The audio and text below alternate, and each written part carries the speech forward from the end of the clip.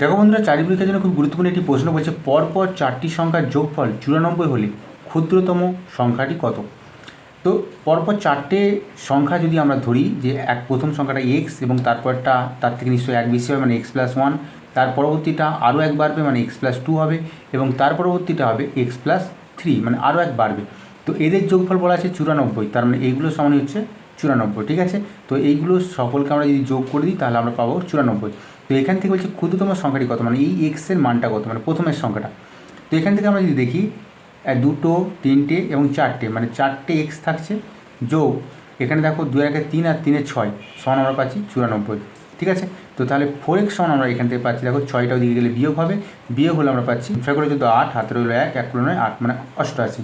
তাহলে এখান থেকে আমরা পেয়ে গেলাম x সমান 22, ঠিক আছে। তো যে ছোট সংখ্যাটা সেটা হচ্ছে উত্তর হয়ে যাবে 22। তো সঠিক উত্তর অপশন নাম্বার সি 22। আশা করছি তোমরা বুঝতে পেরেছো।